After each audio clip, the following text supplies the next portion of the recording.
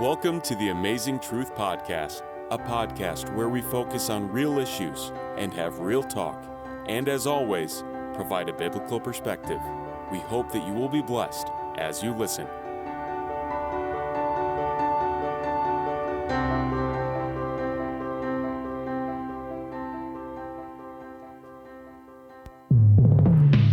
The Amazing Truth Podcast. The Amazing Real Truth issues, Podcast. real This is talk. The Amazing Truth Minute. For the Amazing Truth Podcast Minute, we're going to focus on Matthew 18, verse 20, that says, "For where two or three are gathered together in my name, I am there in the midst of them." God intends for the Christian life to be filled in community. We are not meant to live as lone rangers. Christ's followers need to be surrounded by their brothers and sisters in Christ. Life is hard and the enemy is fierce. We need other believers' support and encouragement. 1 Peter 5 verse 8. Jesus offered another excellent reason for believers to be active participants in biblical communities. He said, "For where two or three are gathered together in my name, I am there in the midst of them." Matthew 18 verse 20. Jesus declared that he himself would be present among believers who are seeking unity as they make decisions and as they come together for prayer. In describing the early church, Luke wrote, "They continued steadfastly in the apostles' doctrine and fellowship, in the breaking of bread and in prayers." Acts 2 verse 42. To be an active church participant is the precedent that the early church set, and it is necessary today in order for modern day believers to fully thrive in their faith. This is the Amazing Truth Podcast Minute. Welcome to the Amazing Truth Podcast. So we decided to kick the guys off because they needed a break. They've been working a little too hard, so we said, why not take over for a little bit? Yeah. So I'm here with two lovely ladies and a very lovely man too, actually, if I may say. Thank you. So I was wondering if you guys could introduce yourselves, and also given the reason why we're here, I'm wondering if you could also kind of give us what makes you happy and proud to be here and what you think you're giving to the community by you being here. We'll go with you first. So my name is Abigail Maranga. I am 15 years old, if I'm missing my age. It's okay. I'm actually excited to be here. Also kind of nervous, so pray for me. And I think that in our community, we need to kind of learn to understand each other. And I hope this will help not only us here, but those who are going to be watching, listening later, to gain some pointers so that we can be able to co-live better. Yes. Respect that. My name is Taylor Young, and I am here because I have a little background in what we're going to be talking about today, and to abridge some of these concepts that maybe we can talk about and bring some insight to some of these great ideas that we've talked about in the past and that I've heard listening to this podcast. And yeah, so that's why I'm here, and I'm feeling inspired, so looking forward to that. And thank you for being here. Thank you, Rehema. Of course. My name is Isaiah. I think it's my start of some time here now, but I'm happy. I'm excited. We get to see other people, and we kicked out Ezra and Kenan, and we got two new faces, so we had to swap out with the old, in with the new. With the new. Well, that's very good to hear. And from what we've been talking about and what Miss Taylor Young just said here,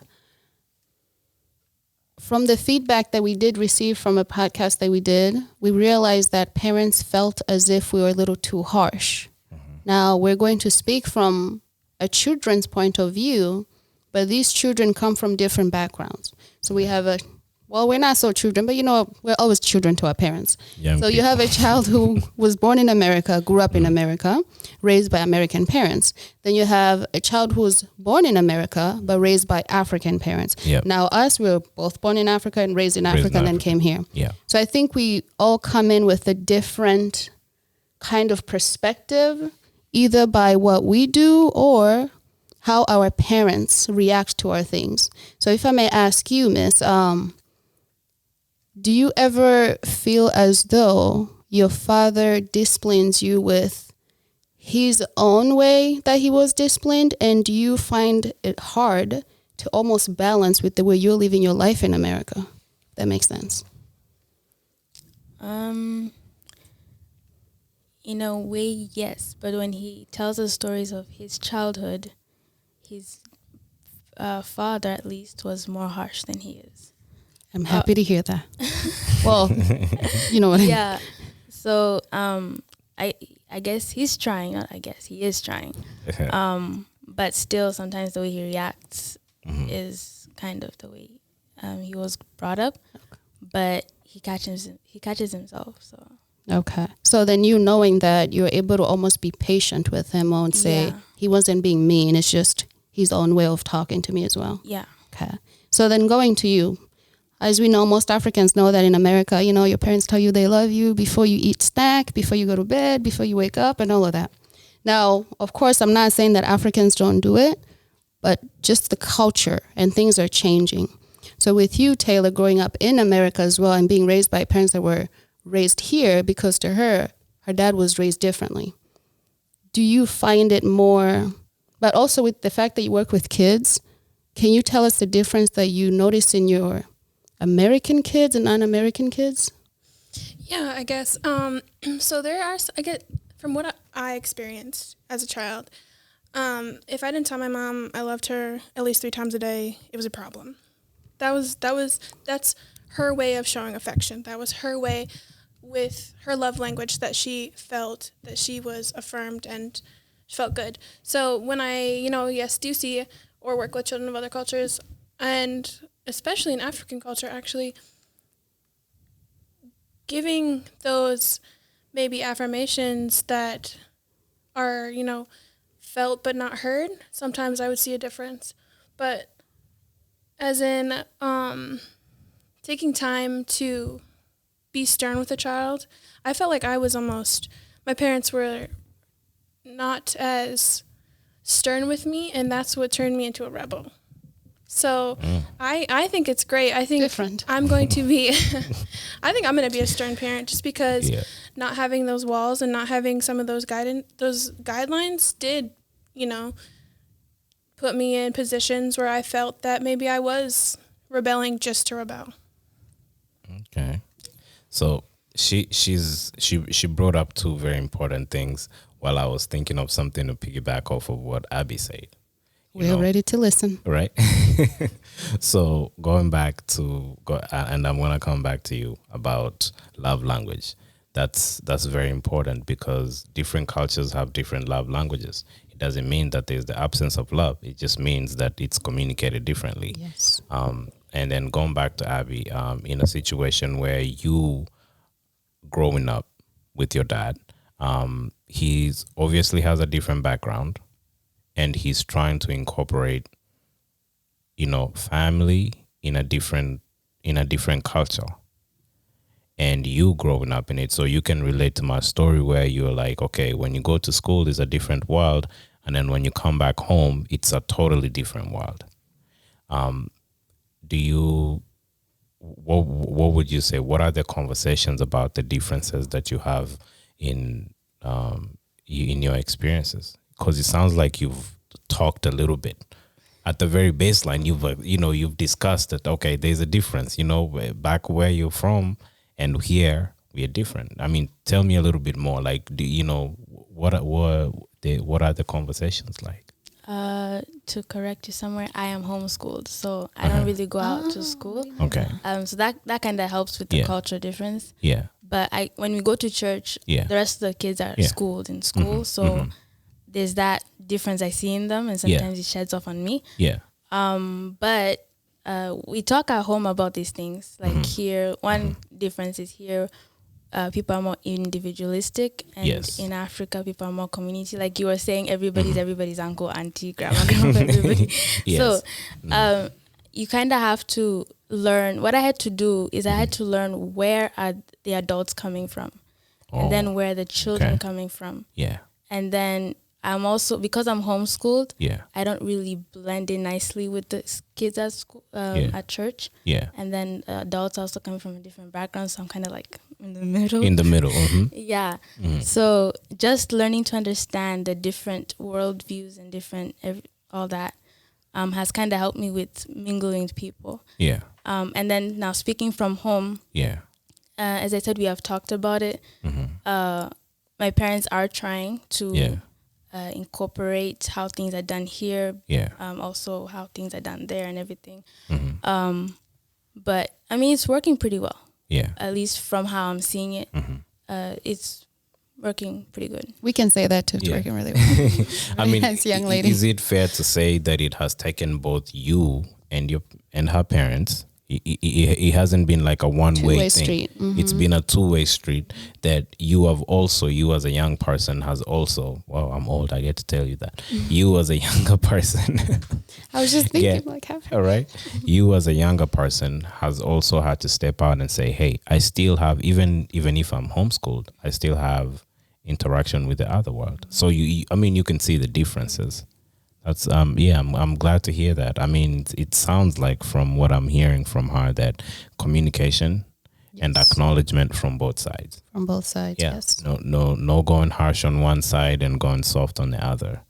And I don't know if you have something to add on that, Rehema. I had a question for Taylor, if that's okay. Yes. So now I think you have sat here long enough and heard about the things that we talked about, and also the conversation we had off camera about people going to boarding school. So let's say you're a teacher. Let's say you have an African child who comes to you. And I'm asking this because I would like to see how people would react if they would take action. So let's say a child comes to you and tells you that my mom beat me. Now, do you react, or what would you do first? Let me just ask. Yeah, that's a great question. So as my experience as, a teacher's aide and teaching in special ed, and just over the two years I was in that school, schools are training people differently now.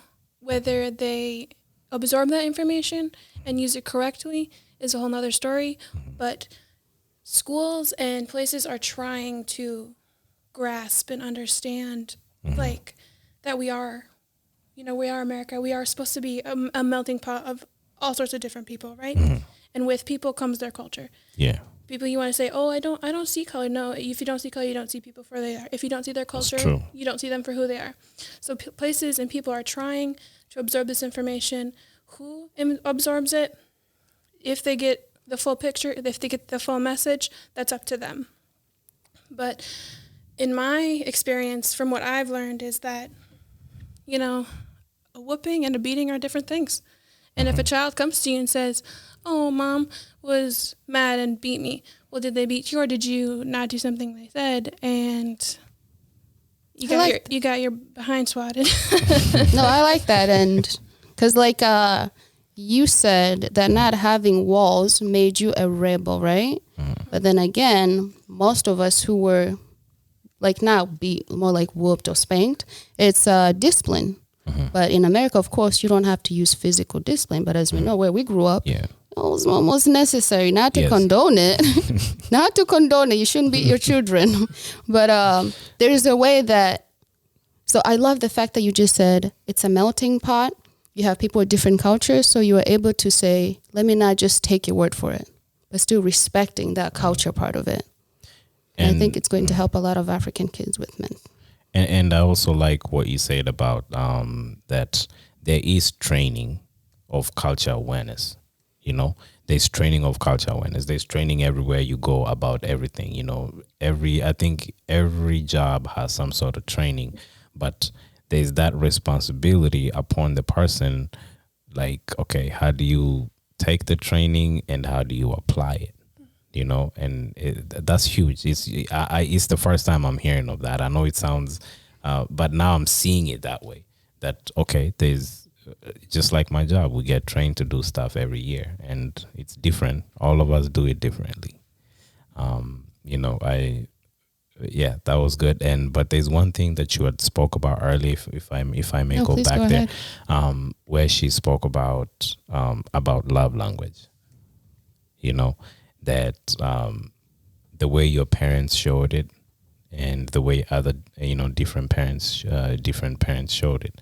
I mean, would you say that love language is not only shown differently in different cultures, but also is it something that the parent and the child need to discuss? Because I could be sitting here, for example, like her, where I'm thinking love language is you cuddling me and letting me get away with stuff. And where, like Director Collins is thinking, as a African parent, love language is providing for you. I think that is where we all grew up. Did you eat today? Yes. Did you eat? Yeah. Okay. Right. And I would like her to chime in on a little bit of that too, Yes. I think that's a great conversation. I think love language between any sort of interpersonal relationship should be communicated because, as humans, we all have at least 2 or 3, not just one. And like you mentioned, that's a great way of putting it. I think that, in your culture, you have that providing is important for, your culture or mine. And in mine, for my mother, it was, let me hear that you love me. Say that you love me. I need to hear it. I need that affirmation. So, I think interpersonal communication between all parties is necessary. Can I ask her one simple question? Yes. So let's say, go ahead. You're the host. Let's say, weirdly, just hypothetically speaking, your mom went for a month without telling you she loves you. Would you doubt her love for you, or you wouldn't just because she's told you? So it's like it's in you already. If my mom didn't tell me that she loved me for a month, I'd be like, messed up. That would be messed up. That is okay. So see, now with us, like you said, we know or we can tell when our parents do something. It's like, oh, hey, do you need $20 in your account? Or you just like other things other than I love you and I love you. Yeah. But then I've realized too that maybe that's what some kids that grow up here might be lacking, or kind of taking it personal because they're not hearing that from their parents. But really, your parents worked overnight. They sleep all day so you can eat, go to school, wear those Jordans, carry the best backpack. That's their way. So I think also getting to the point where we say, let's be understanding. Like we've been preaching really this whole time. Balance, two-way street.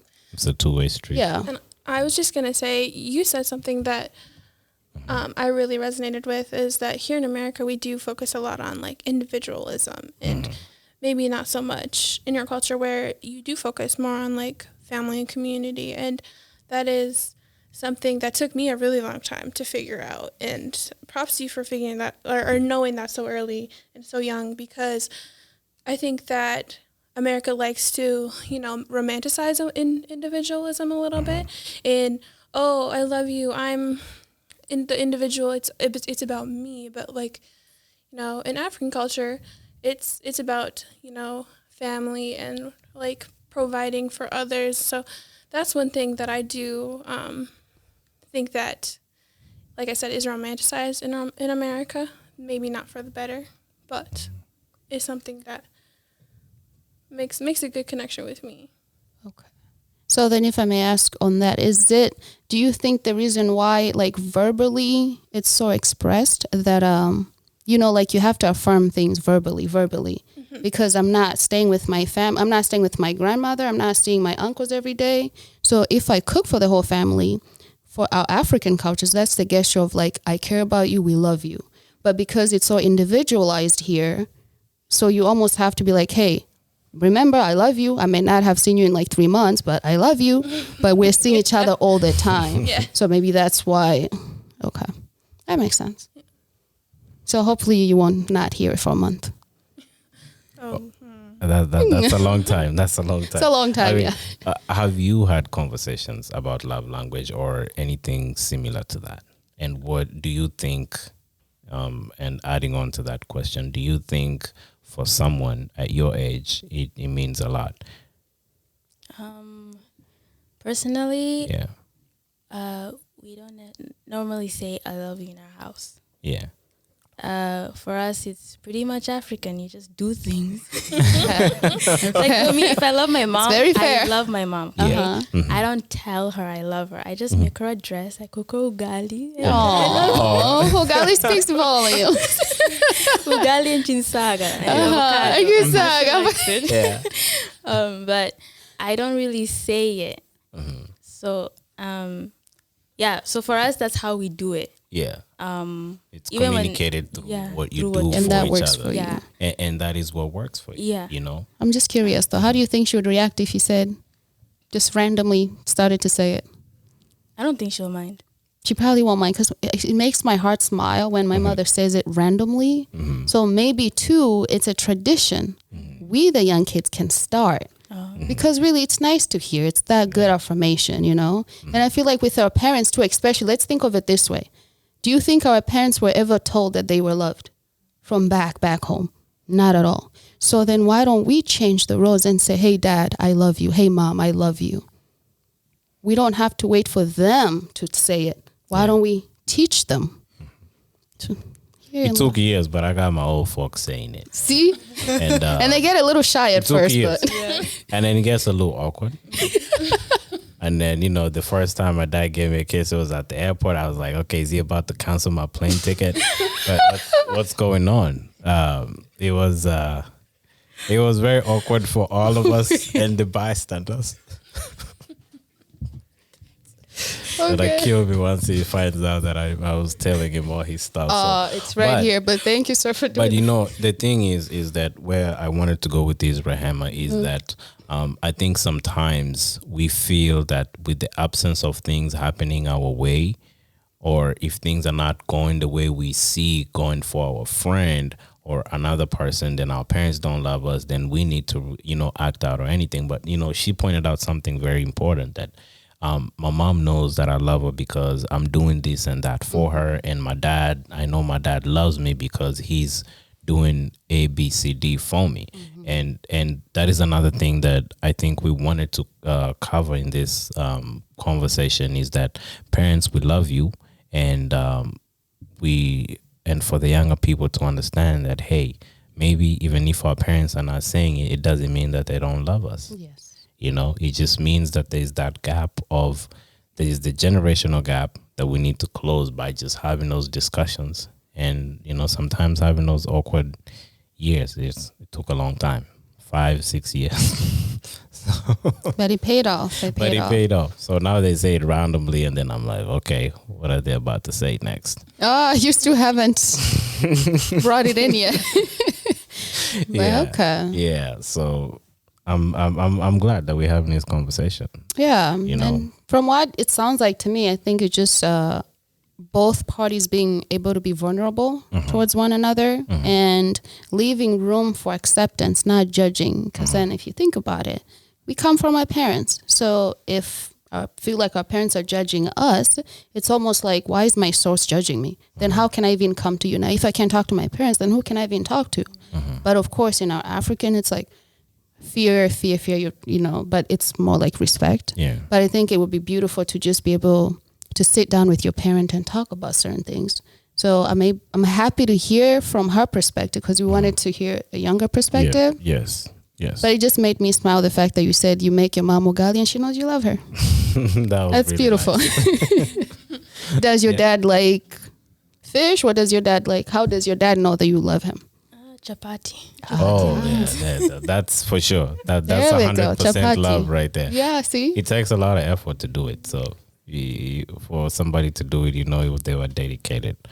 Can I ask one last question to Taylor too then? Yes. So like I said, if your mom went for a month without saying it verbally, what would she do for you to know that she's sending that message but without saying it? Like things you have picked up. I think something that I've picked up from her if, we go a period of time without talking, or if, life gets busy and we don't have that time to even shoot a quick text, which I really should. But I would say just, I know, like, that she supports me, she's proud of me. So, that's one thing that, even though we did live in a house of affirmations and speaking, I love you, and sort of like mushy language that, was always part of the daily talk, but just always knowing that I was able to be an independent woman, I think was something that, for my personal experience, my mother really always showed that, like, I love you because, you are a strong, independent woman, and you're right, you do get busy. So let me respect your time. Let me show you that I love you by respecting your time. Interesting. Nice. See, as an African woman, I would come with a different thing, but yes, that's interesting. See, it's the culture differences then. That's the thing. Going back, before as we come to a close here, I wanted to ask you something, specifically relating to us Kenyans, and maybe in the immigrant population in general. Where do you think where is the disconnect between parents and children? Where do you think is the disconnect? What is the one thing that we don't agree on the most, and what can we do? I think a lack of understanding really is the thing, because at school they hear one thing, at home it's something else, at church it's something else. So it's like, and then if they also have grandparents, and our grandparents are like another story. And those uncles and aunties too. In Kenya, then it's another story. So it's like, okay, where do I fall? And then they have, I feel like immigrant children especially, whether born in Kenya and came here or born here, they have a huge identity crisis, because they're trying to figure out, now, am I African? Am I American? Am I this? Am I that? I don't know, right? Yeah. So I think it's a lack of understanding, really, because of all the different things that they hear, or that we hear. Although, because I said I'm homeschooled, so you're definitely you're bringing up a point that we have sat here and spoke with Kenan and Ezra off camera for ages. And I'm glad that you're talking about that. So, so they're hearing different things, they're seeing different things. You obviously have experienced that, And can you tell people how it is in somebody's head when they hear 3-4 different songs at the same time? It's confusing. Okay? Yeah. Very, very confusing, right? Yes. What do you think, as a young person, what has helped you navigate that confusion? What has helped you, or what eases the confusion? I choose one side. Instead of trying to balance between African and American and all these cultures, I just say, look, Jesus, heaven's culture is my number one, and then whatever fits there, I will do it. Amen. So, of course, heaven's culture is number one, and then I said, you know what, I'll just choose Kenyan, because in my blood, I'm Kenyan. It's easier. The only thing that makes me American is I was born here. Yeah. So I just said, I eat ugali, I eat chapati. I mean, my food is you must Kenyan, like ugali. I also speak Swahili, I like Swahili songs. I mean, nice. So I just said, let me choose African, but since I live here, I'll just also understand the American culture and learn to blend with them. Yeah. And even other cultures, because I also have Hispanic friends and all those others. So learn all those others, but for me, I choose one. And I stick by it. Of course, heaven is my number one. Yes. So that's how I've done it. Of course, it doesn't work all the time. Yes. Of course, the times you get confused. But just choosing one way of thinking that way, and then understanding the rest of them, then it kind of makes, at least for me, it makes it easier to navigate.